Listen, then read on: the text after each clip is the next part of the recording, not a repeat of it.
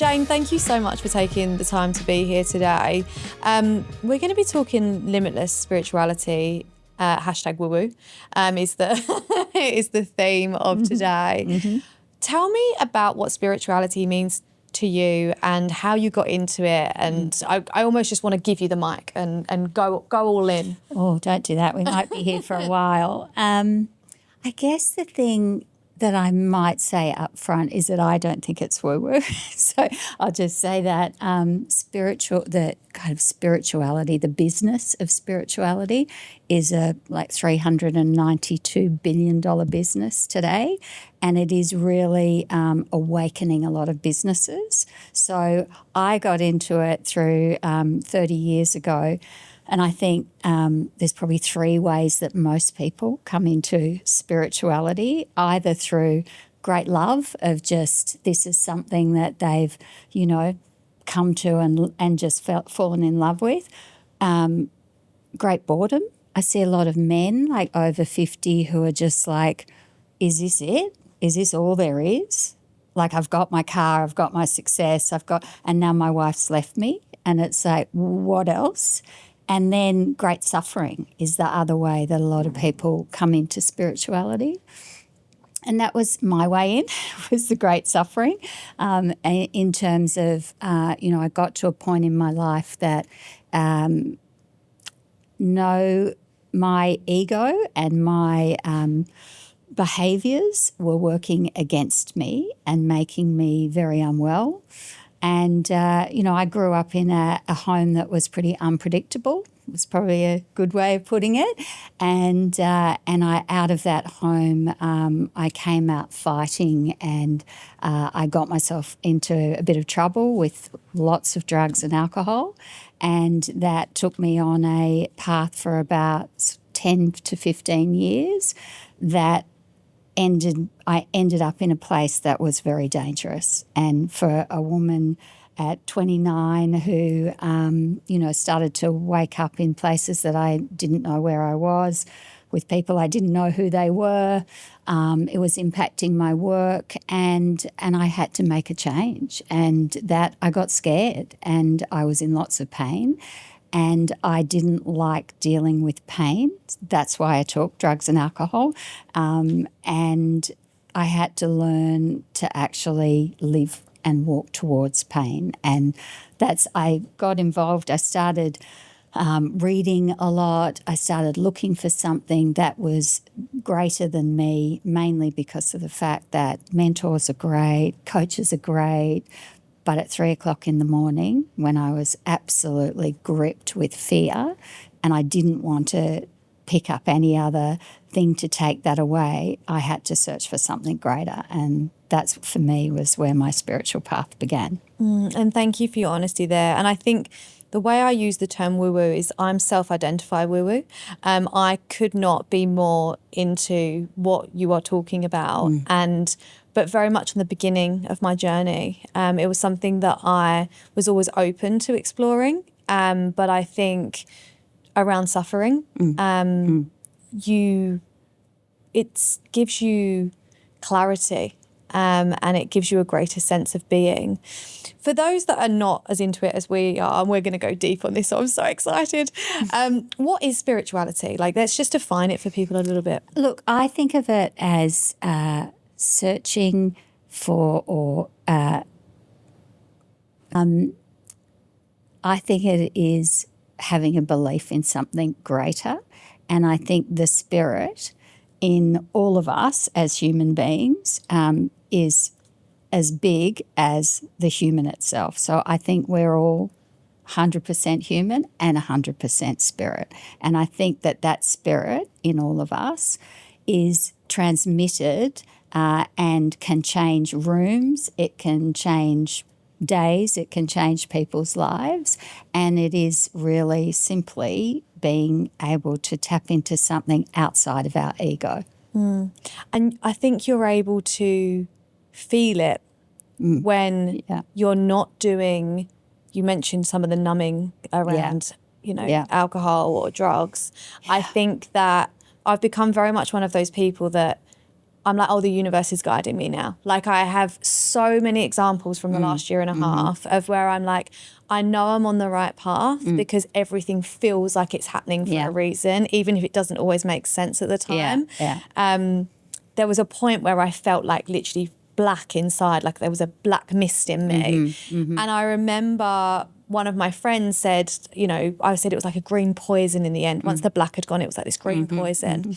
And I had a friend from the UK and she was like, it's like a puffer fish, right? She just told me this story about this puffer fish. And then a week later, I was moved back into my home and a friend who I did not know well at all just bought me this puffer fish round as a little ornament, growing a plant. And I was like, wow, I've been talking about this puffer fish being the growth in me. And all of a sudden I've been gifted that. And it was just that little sign. And I won't bore you with the story, but it goes on and on and on to the point where this is still showing up for me to this day. What have been the real, like, where's your examples of that happening for you? Wow, so many. I mean, I think once you start opening your aperture, which is really what spirituality is about, and or consciousness, like, and people talk about that in business. I did a course called Conscious Game Changers, which interestingly were a group of 8 women who from very high positions in industry, in government, in defence force, in universities, who you would think would never, ever be interested in an area like consciousness. And they see that the ability to open the aperture is what we need in business today.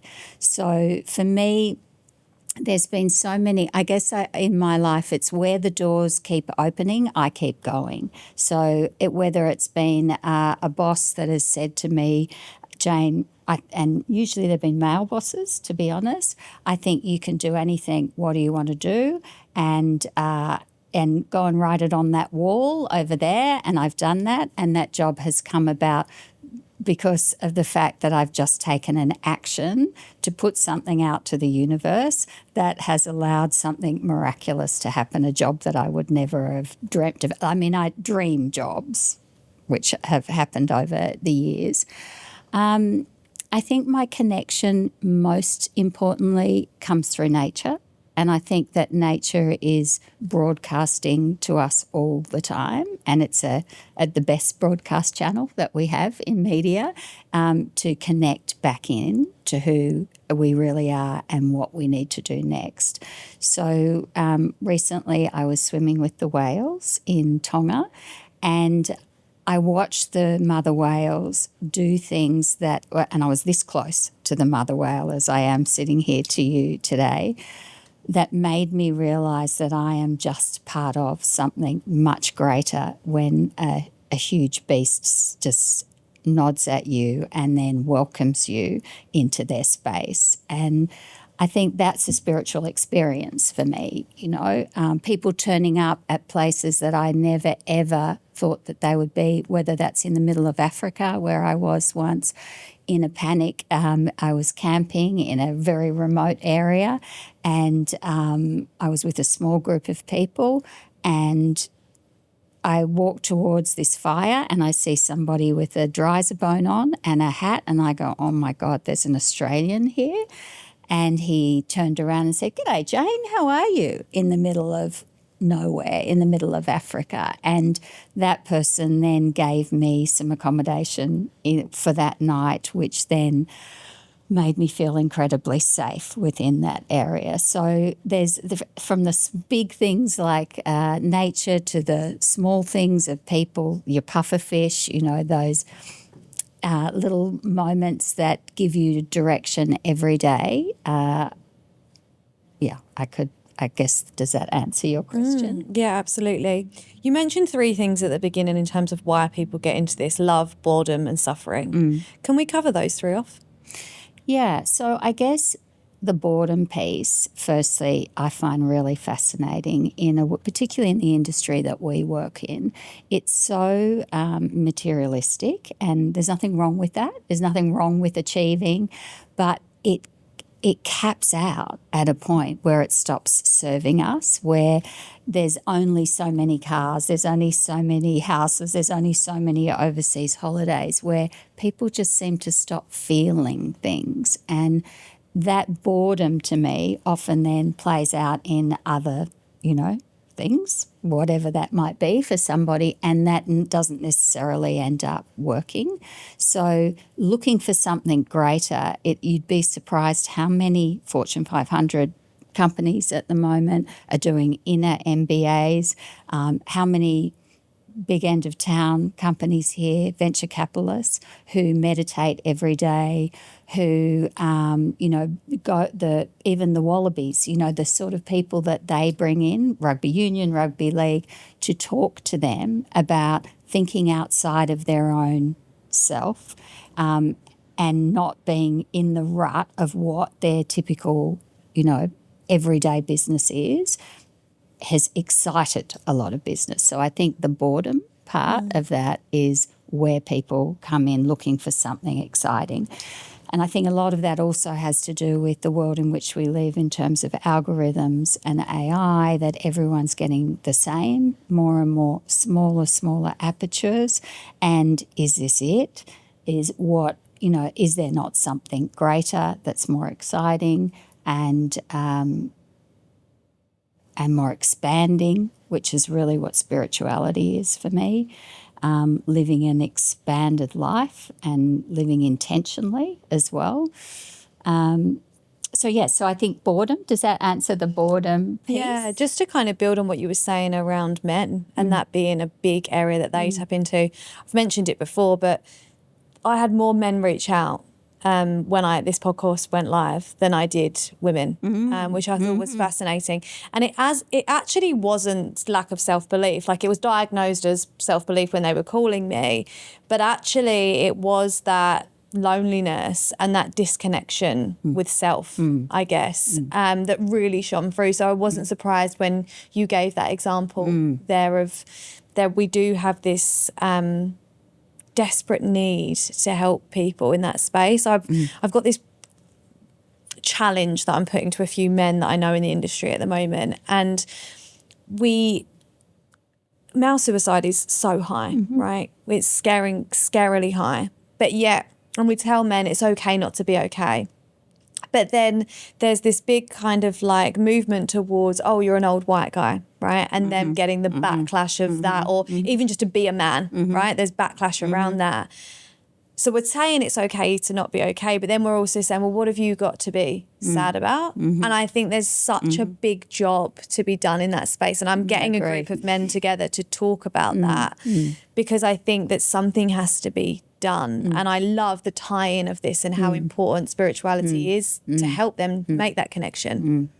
Yeah, look, I think ultimately it's quite a feminine thing, spirituality, and I think women are attracted to it quite naturally, and because it's the combination of mind, body and soul, and I think mind, body and heart, and those things women bring into business a lot. And it's not surprising to me that more and more women are getting those jobs at the top in a very tricky time to be managing people. It's never been harder post-COVID to manage people. So you need to be able to be toggling all the time between that, analytical part of your strategic part of your job, and then that emotional related, being able to bring those two things together.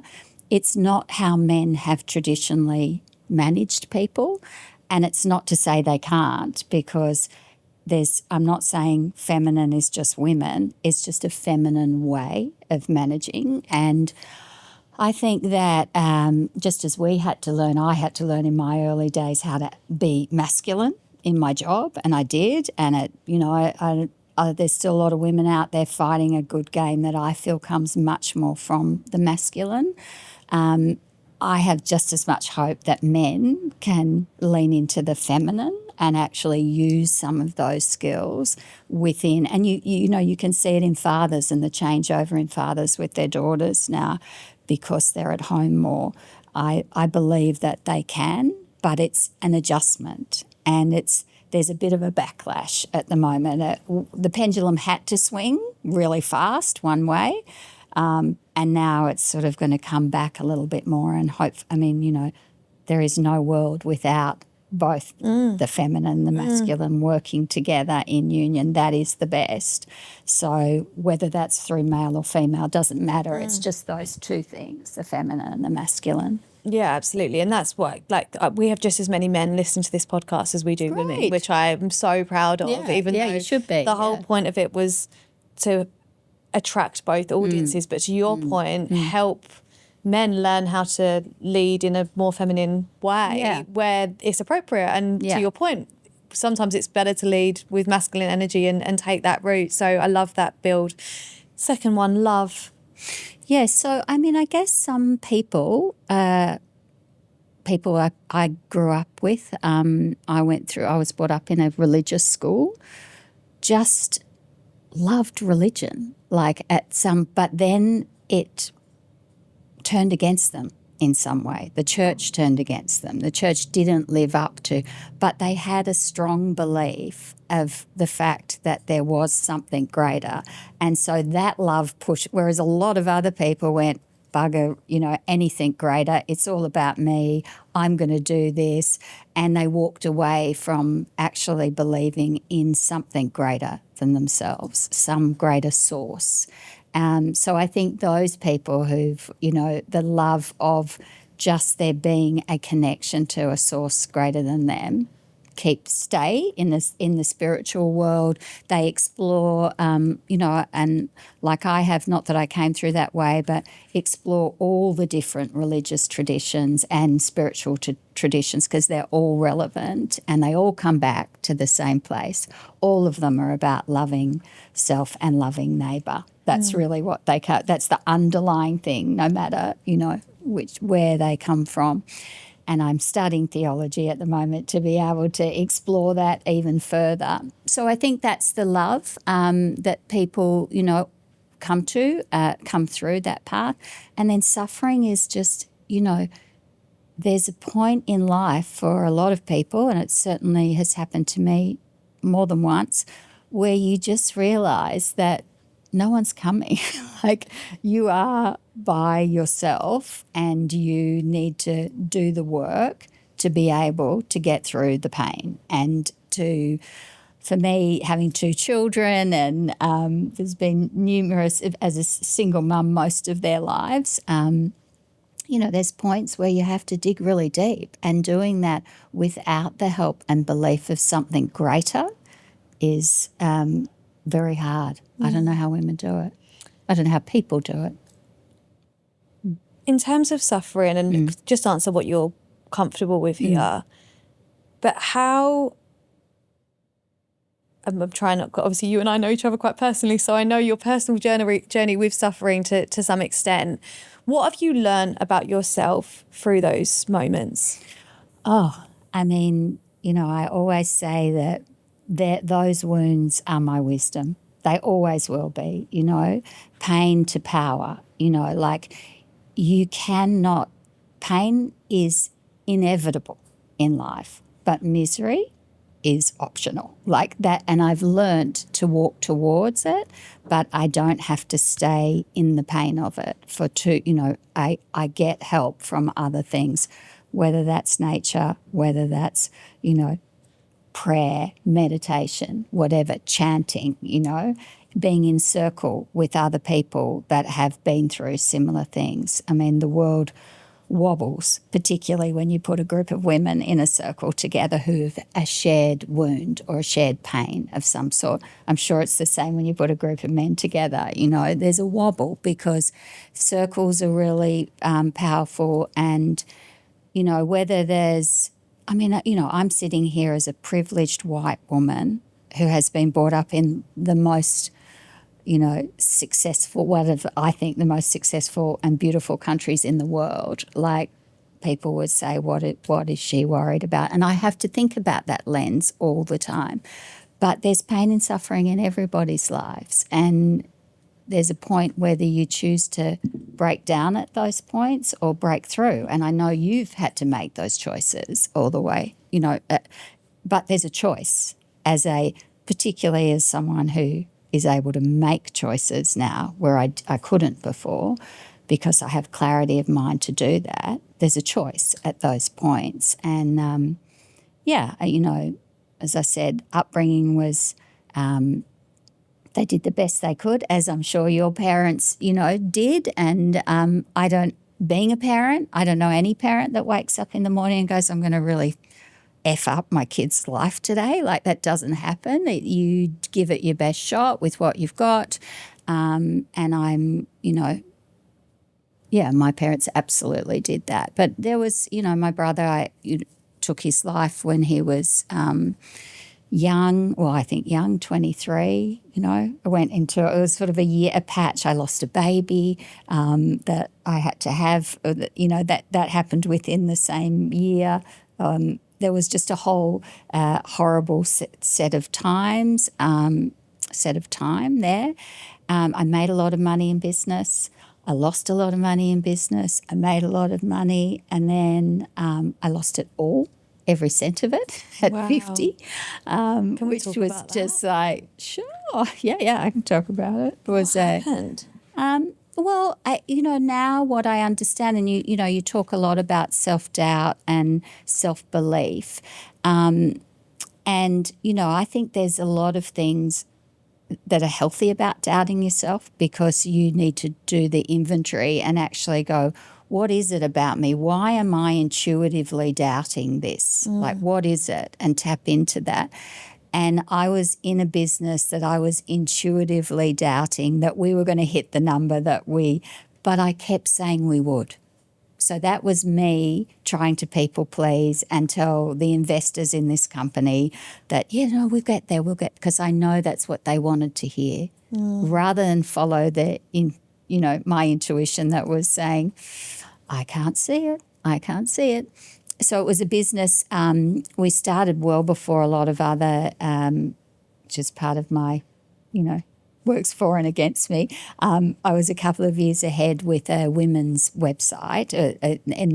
In those days it was a website. It was very political. It was for women over 40. It was in partnership with Wendy Harmer, who is a well-known broadcaster here. And we wanted to really shake up the way women were served news. So it was news through the eyes of women. And we got a press pass for Canberra. We were the first women's website to do that.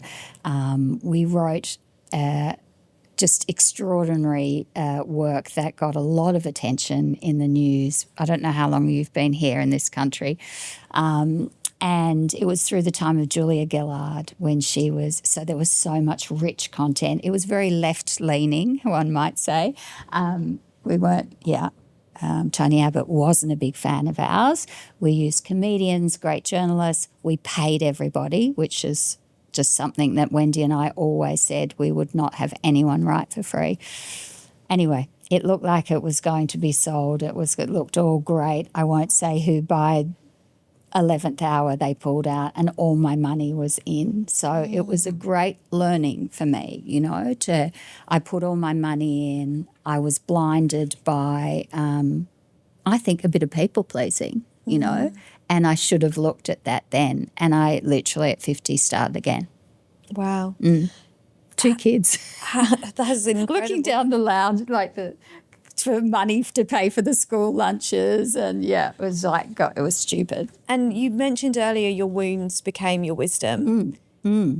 How have you let go of that? How have you turned, we're alchemists, right? How have you turned that pain into something beneficial for you? Oh, so many ways. I realised I could live on a lot less, so that was a really good thing. I realised that actually what I was chasing was some kind of notoriety that is so not important. At the end of the day, it doesn't fill you up. I realised that I need to trust my intuition more.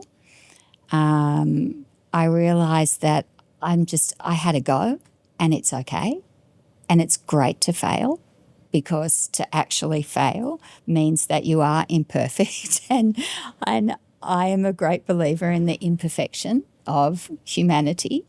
And I am a great believer in the dark and light of all of us. That, I always think of the candle having both light and dark within the flame. Like that is, I'm much more at peace with the dark. As you know, it's not about being perfect. It's actually about stuffing up and having a go. And I think that's probably the thing that I've learnt the most is I just turn up, no matter what. And that's all life is turning up. And I was thinking on the way here, because coming down to you, I was thinking, why am I doing this? And then the yoga school I used to go to said on the wall as you walked out, the practice is in the coming. That's all, So it's just the turning up, and whatever comes, I love life. I love that I have an amazing life, and I just turn up. So it was a whack, but I turned up. But I also, in that, I kind of paid for an MBA in digital kind of journalism, which no one was doing at that time. So I went straight from that. I had to go in from the cold and work for somebody, and I got a great job on a really good salary because of what I'd learned through that process. And a really good employer, and a good male employer in particular, saw that I was the person who would be there in the tough times and that I had fallen over, so they would rather employ people that had had a go because you don't make the same mistake twice. So I went to work for a big publisher. I'm a little bit emotional at the moment, in all honesty, because when I woke up this morning, I knew that speaking to you was going to help me in some way.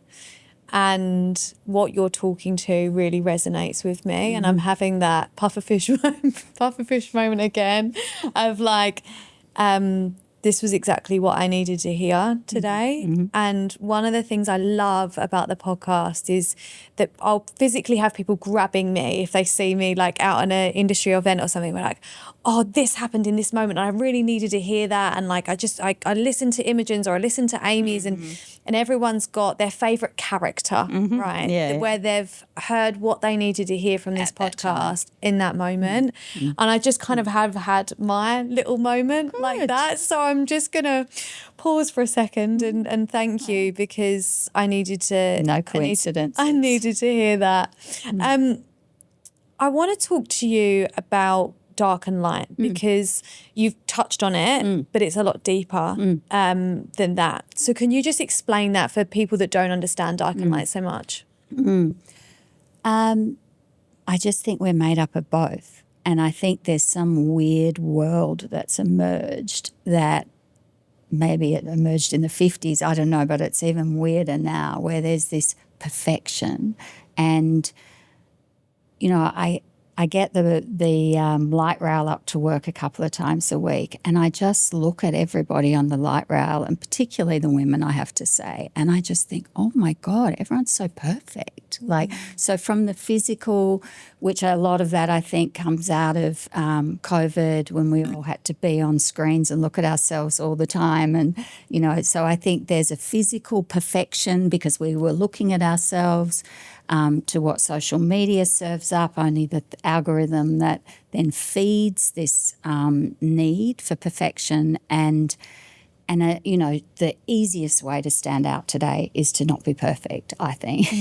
And when interviewing people, I look for the flaw, because the flaw is the humanity. And the humanity is what's missing in so many businesses. And the humanity is what makes businesses become organisms that can actually keep growing, because we're in a human capital business. Well, I am in media. Most businesses are. It's human capital. That is what our business is based on.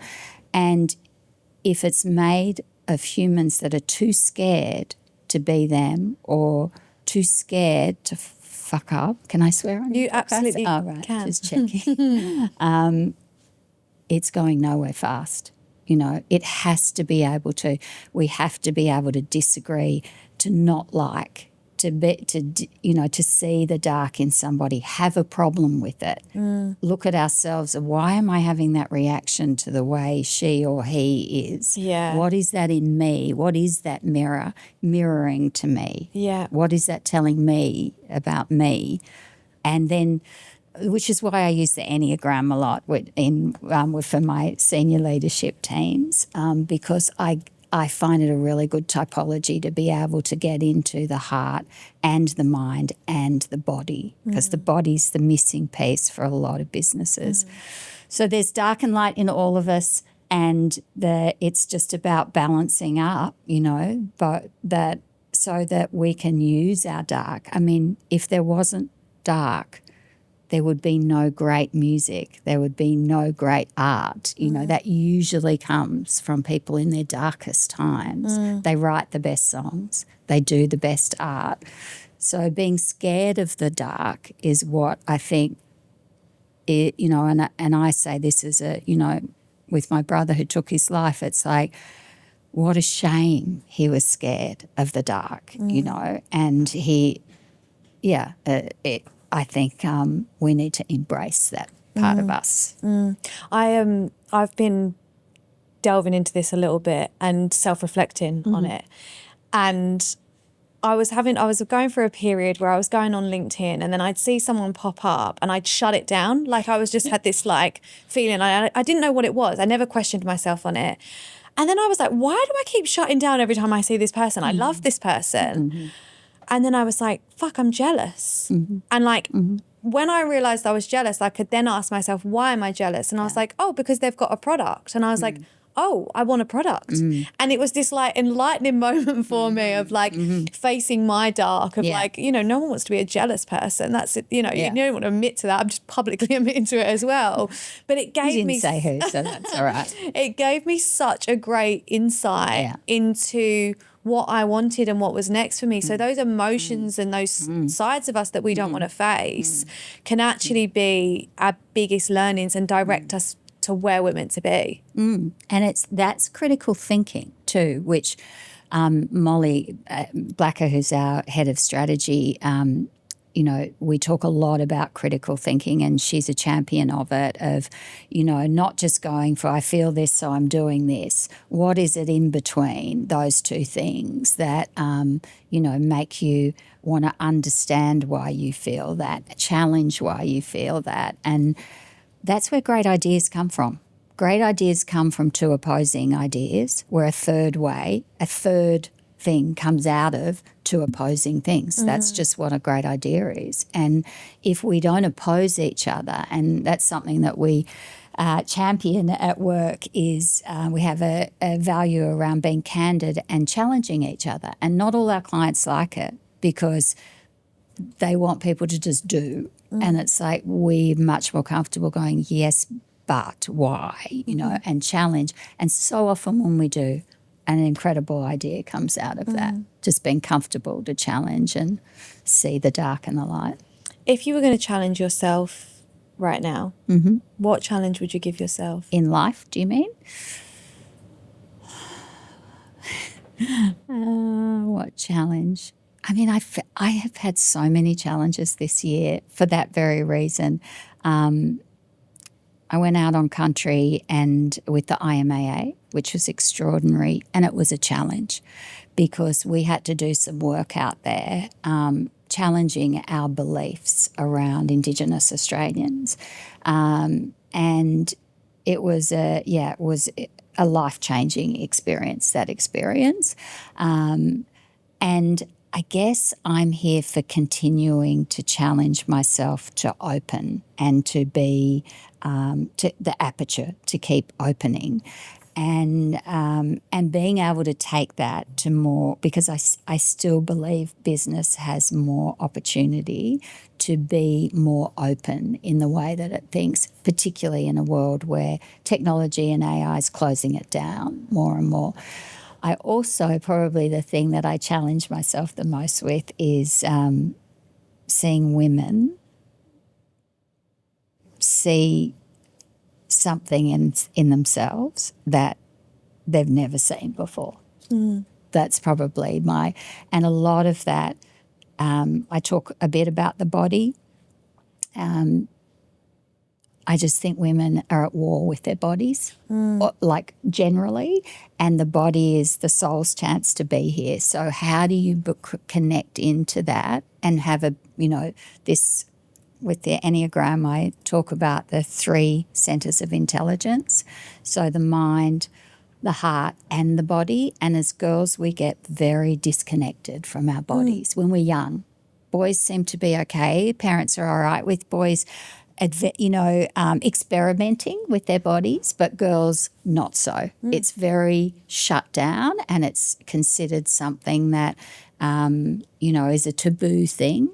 And women have this incredible ability to intuitively use the power of their body. And I don't mean like body sex, I mean just what the body actually tells you in a situation that they don't use. So somatics, really, more somatics. But you can see how we've got here because we're told to hate our body, right? Like we're actively told to dislike our body, and there's a lot of money made off of women not liking their bodies. I worked in magazines for years. Like I know that story. I've, know the story of that. I think it's changed dramatically, but I also think it hasn't changed. It's got worse in some ways. Depends on your algorithm, really. Yeah. Oh, well, my algorithm's good now. So I tell all my friends to do this. Go onto your Instagram, TikTok, Facebook, whatever you're using, and actually say, I don't want to see this content. Yes. And when I'm working with new mums, it's the first thing we do. We get the phone out and we be very clear on what we want to see and what we don't want to see, because I've learned a lot about brainwashing and how much I've been brainwashed in the past by different things. And my therapist was talking to me about, like, we're all being brainwashed at all times. So decide what you want to be brainwashed by and pick that lane. So run towards it. Yeah, my content, like, is I can't get away from the doom scrolling. I have bought the brick to make sure I can't use my phone all the time now. Good.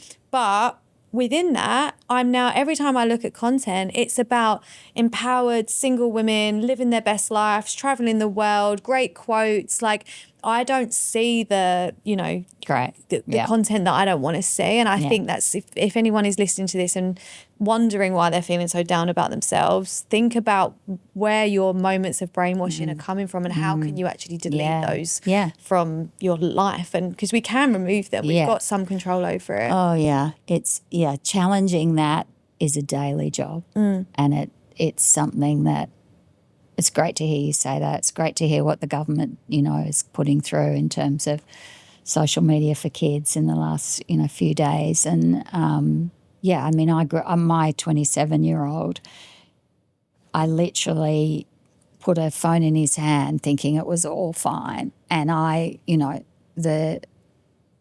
had no idea what I was doing. And I don't think a lot of parents with kids that age did. But I think we know so much more now. And, new mums a lot more tapped in. And part of this self-belief journey is such a big part of, like, learning to love your body. And like, I wore shorts this weekend, which I have not worn shorts in years.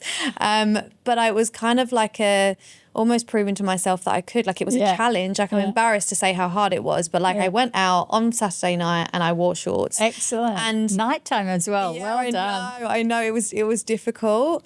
And I had the whole, like, am I too old for this? What am I doing? And my friend who I was going out with, she was like, your 44-year-old self would be telling you, put the fucking shorts on and enjoy yourself. But it was like, I thought, how sad is it a world that we're living in where that is like a tick of achievement for me. I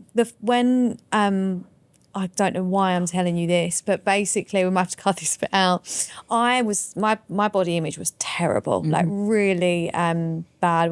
When I got out of my last relationship, I couldn't even look at myself in the mirror. Like, it was dire. And I decided The last relationship that I was in. So like if 18 months ago, I could not look at myself in the mirror. I felt so disgusting. I remember being on holiday and saying that I didn't want to go in any of the pictures with any of my friends because I was going to ruin the pictures because they were all pretty and I was going to ruin the image. That's where I was kind of at. And I was like, I've got to do something. When it went on my self-belief journey, I was like, got to learn to love my body as part of this process and like the way I look. So I went to this like women's like, it's like a stripping class, but it's for women. Not pole dancing. No, but like to be empowered, right? Like, and the woman gets up and she does this really powerful speech about connecting with your body. Yeah. But I had to go and buy something to wear for it. Yeah. And I'm crying in the shop because I'm like hating the experience so much because I didn't want to be seen. And to now be like at the point where I'm going out in shorts, as much as it sounds 18 months. Yeah, that's huge. As much as it sounds like a small thing, it's like to go from that to that by actually seeing myself and facing the mirror and doing all the like work around that, it all is part of the self-belief journey. Absolutely.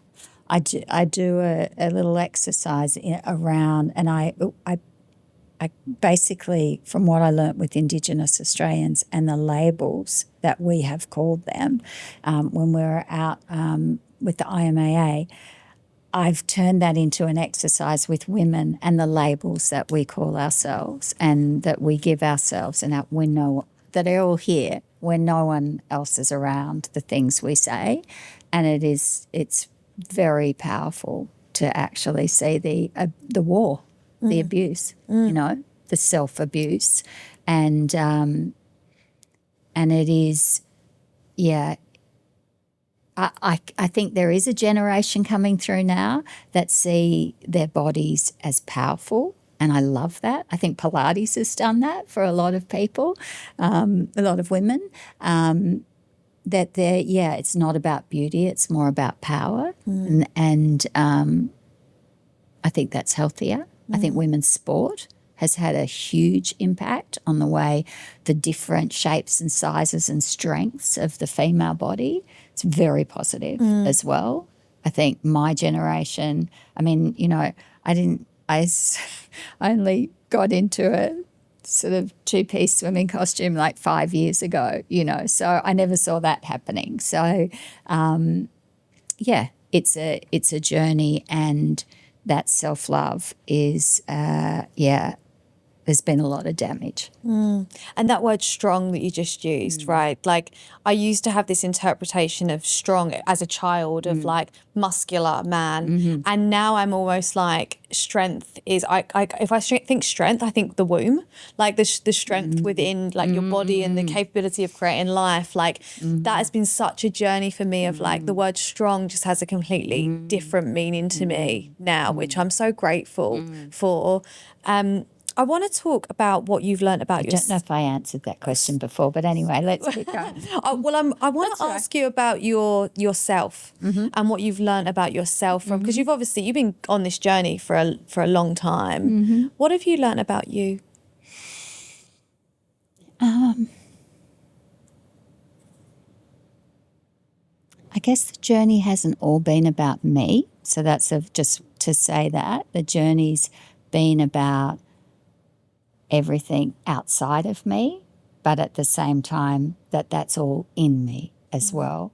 And I think the greatest thing I've learnt is that all of us, no matter where we come from, and I have this about me as well, were souls that were lucky to live, and I am so grateful every day for that. And maybe that's because I've been around a bit of death, quite a bit over the years. I've learnt that I have a elixir, as one of my friends calls it, that's about seeing, that I see things, so that it wasn't just about me, yes, and that I am just a person amongst people. Like we are all I don't have hierarchy. And I think that's one of the things I love about spirituality. There are no hierarchies in spirituality, which is very different to the world in which we work. And while I think about it, remind me to come back to the no hierarchies thing, because otherwise I'll lose track again. So I've learnt that everything I need to survive, I have within me. And I think you do, and I think all of us do. I think we're told stories, and I've watched humans be incredibly strong and incredibly resilient in the darkest of times. And they find something deep within them. And that thing that I think that you find deep within you is connected to something greater. And I think that source, that's divine, that is, some people use the word God. God's a 3-letter word that needs rebranding, I think, generally in the world, because it's, so many people have died under the name of God. But for some people it's God, whatever that is. But, and I'm incredibly grateful every single day for the opportunity to be right here, right now on this earth, and I live life like I put it all on the park every day. It's like, okay, how can we keep expanding? And, that we meaning me, my family, the kids, the business, how does it keep expanding? So I've learnt that I love life, and I love trying to work out how things work, undo them, put them back together. Yeah. I love that. And you asked me to remind you about no hierarchy. Oh, yeah. I just think it's really interesting in the spiritual world that there isn't one. And I was thinking the other day, and I mentioned the circle, if I ever get the chance to sit at a circular boardroom table, it's a very different meeting than sitting at a boardroom table that's long and, people on either sides and someone at either end. And people are forced to be all on the same level when you're in a circle. I notice sometimes that if there feels like there's a lot of tension in the office, I do a bit of Palo Santo or saging, and they all kind of roll their eyes. Next minute they're all giggling and their whole energy changes completely. I've noticed when we need to really solve a problem fast, if we have a really little room at the office, if we go into the little room, we solve it really fast, because it's like energy of everybody on top of each other, and everyone just works together. And so I think in business, those sort of non-hierarchical of course you need hierarchy in the sense there has to be, senior managers. Oh, sorry, knocked your microphone. But the businesses that I see, progressive businesses, work more with flatter structure. And you just said no hierarchy, but in my head, there's a little bit of hierarchy, because I'm very much in awe of the length of time that you've been on this journey. And I'm very aware that I'm new to it, and I've got so much to learn, because everything I learn, the more I learn, the more I love, basically. What can I learn from you, and for anyone else who's potentially, dipping their toe in this world at the moment? What is there what's the next layer? What can we uncover? And I'm almost asking you to go wherever your mind goes, because I know that's such a broad question in terms of what do you already know, where are you at? But I just want to see what naturally. Well, I think that the first thing is being open-minded. So just not being scared. And I see people, in particular women, well, I'll talk about firstly men who they go, oh, Jane, I don't know what she does, but it's kind of witchcraft. And I go, oh, that's interesting. You call it witchcraft. It's like, Witch magazine sales are doing really well, by the way, in America at the moment. So there is maybe a resurgence of, don't know what to call this woman, let's call her a witch, because she does these strange things. But then I speak to them a bit longer and they say, oh yeah, we had a bloke come in and talk to us about meditation. It was amazing. And I go, oh, okay. So that's all right. Meditation's all right. So I think that's a really great way in for a lot of people who are a bit nervous is doing some, actually learning some form of meditation. I learnt transcendental meditation like 35 years ago. I meditate twice a day. I feel that it is the greatest superpower. It's my superpower in terms of opening up channels. Everyone knows I go into a little room at 1:30, 2 o'clock, and I drop in for 15 minutes, and then I get back out, and I think that allows me to work at a speed that people don't expect, people my generation. So I think meditation's a good thing. I think with women there's a fear about them because it's quite magnetic once you start. And once you, if it's something for you, you used to go, oh, wow, the way that the yogic and the sort of karmic things that the Hindus can do is this imaginal and invocation that they can do to bring in the goddesses is wild, and it's so powerful once you start to learn and play with that. So I think it's like...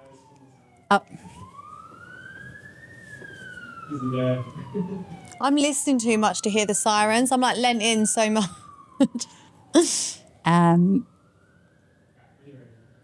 Yeah, so I think be open to anything from... trying to think where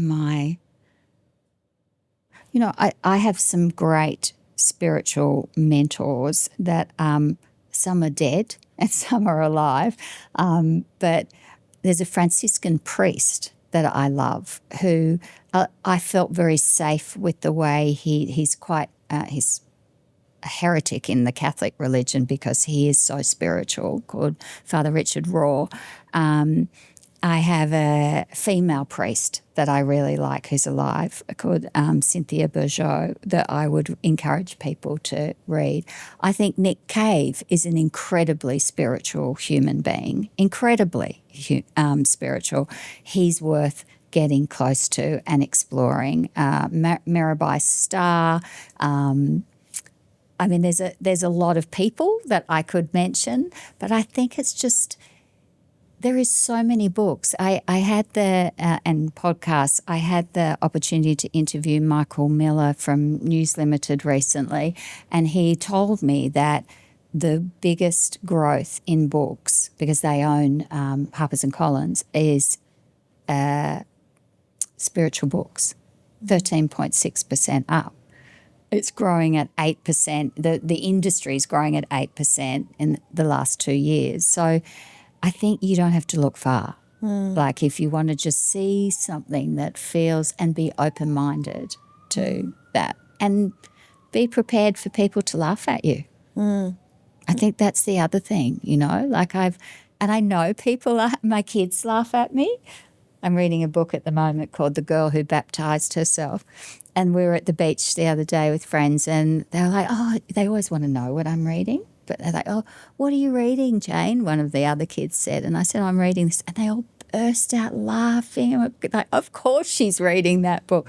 I don't care. I just don't care. And I know deep down they actually love it, that I'm always exploring new things. So I think it's, just be open. And in business, there's... I think there's a lot more spiritual practice happening than we know about because everybody keeps it a secret. Oh, yeah, absolutely. And I don't want to keep it a secret anymore. I don't even know if it is being it's quite funny actually because when you and I were talking before the mics came on, it was almost like we were speaking a different language because we have a mutual understanding of spirituality, of psychology, of humanity. And it was like we could go so deep with each other so quickly because it's like this community of people. And it's so funny. If I walk into a meeting, I walked into a meeting with a potential sponsor for the podcast And she said one word and I knew. I was like, you're on my page. And Good. instantly, like, I believe that is probably the reason that they signed off as a sponsor, because it was just the most free-flowing. We got each other. Yeah. And that conversation has happened on more than one occasion. So I think that it's kind of the underworld is coming out a little bit of the shadows of something that's we're going to see more and more, because to your point earlier, we live in the most beautiful city. Like, we are so blessed, but people are so miserable and so unhappy. And I don't think that's through any fault of their own. I think that I mention this all the time, but our brains haven't evolved for 2,000 years, but yet we're trying to live in a world that we don't really quite fit in. And then we're being told AI is going to change the world we don't already understand, like we already feel like we don't understand. So it does not surprise me, these mental loops that people are in at the moment. And I'm not sure how many people are enjoying the ride. And I think what spirituality has allowed me to do is just kind of lean in and enjoy the ride a little bit more. And I'm incredibly grateful for that. Bringing it to myself, because I'm going to be selfish. What do I need to learn from you? Well, to the point about enjoying the journey is the thing that's, the paradox of spirituality. It's in the letting go. Like, that is where the journey is. And it is in the silence. It is in the slowing down. It is in the taking away, not adding. And this is where spirituality becomes very hard to articulate, because it's all the things that it's not something, and we see people do it like, I've got to go to India, I've got to do this, I've got to, I've got to do this course, I've got to do, and I know I've been there, I've done that. And then I realize, no, actually, what I need to do when I'm standing in the line at Coles and I am about to go crazy because somebody's, doing something in front of me or whatever, I need to be able to take 3 breaths and to be able to drop in to that place deep inside of me where everything's okay. So I don't act out and do something that that's from my head, that I'm having a thought about, that I act. The more spiritual thing to do is in the not doing, the empty hands, the undoing, the just sitting in and holding space for other people. So for you, I would say lean into letting go, lean into breathing, lean into it is all going to happen. It is all happening now, the rush to, and this is what I've learned, over my journey, is it was always going to work out the way that it will be okay. And trust, which is the most important thing, it will be okay. And it will be.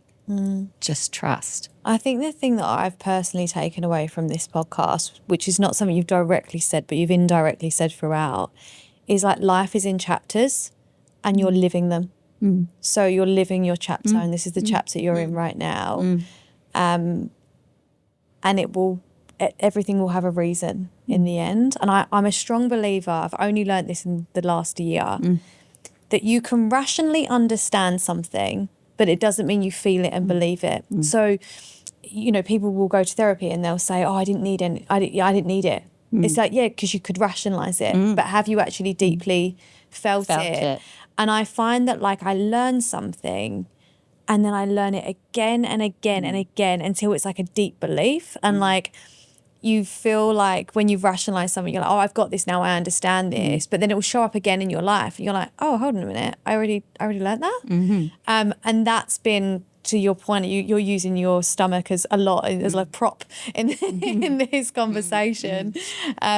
But that's been a real learning for me. And I feel like you're really drawing on that of like life experience will just take you deeper and deeper into yourself if you let it, but be open to what the world is bringing in as well. And trust whatever that pain is right now. Like, you can look back at the relationship breakup that you had. You can look back at the things, and there has never been something that I have gone through that was horrible that did not have some gift at the end of it, you know. It's usually in the rearview mirror that I see it, and I don't look in the rearview mirror very often, but they are all just part of the tapestry that will be your story. Like, that is what's being woven now. And those wounds, those pain, that will be your wisdom that you will pass on to, whether, you know, family, friends, people that you coach, and the work that you do is that you're having those experiences, but you can either drug them away, alcohol them away, shop them away, which I did for a long time, exercise them away. You can do all of that, but somewhere along the line you're going to have to feel them. And the feeling them is when that you realise that the healing starts. So, And that's what I'm so grateful for, because I learned that really early on. I had a friend who's very spiritual friend came to me and said, you're a doer. Like, I'm a tick. I'm like, how do I get out of this? Like, what do I need to do? Where's my to-do list? Where's my list? Yeah, of how I get out of this pain. Like I'm a big believer you can educate your way out of any situation. And that was my original plan and my original approach. Anyway, I caught back up with him like 6 months later after he gave me the advice of, like, if you're going to go through something, you've got to go right through it. Like, you can't avoid it. I gave up alcohol, like, you know, I've been so kind of well behaved with everything through the process. But he said to me, are you grateful for what happened? And like, it got my back up to start with. I was like, what do you mean am I grateful? And he went, would you take away your pain? And I was like, no, it's my pain. I'm so grateful for my pain. Like, I wouldn't be me without this incredible pain that I've had. And he went, so are you grateful? And I was like, well, yeah, I guess I am. And the conversation was literally that short, but it reminds me so much of what you're saying. Jane, at the end of every episode, which I just don't want this to end, so I'm really upset. Who is your limitless woman that you would like to celebrate? Oh, okay. Wow.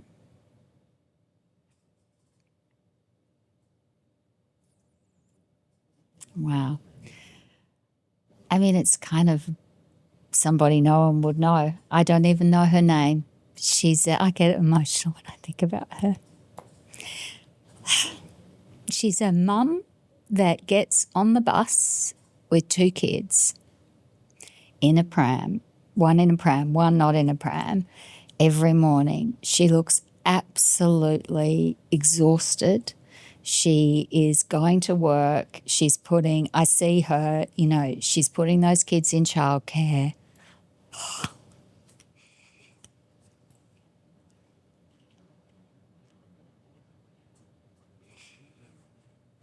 And she's just fighting to be a really good mum. And to, I hope you cut this bit out. And I know that her life will get better, but she is,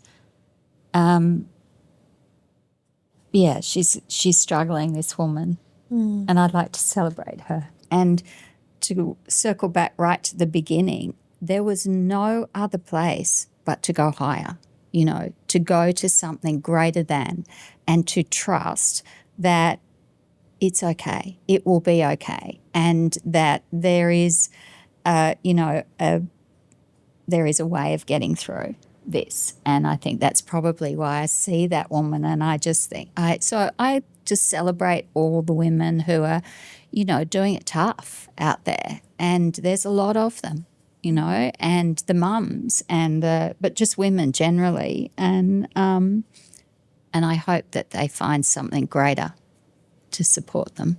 Thank you so much. That was a really beautiful end. I appreciate you. I needed this, so thank you. Thank you so much.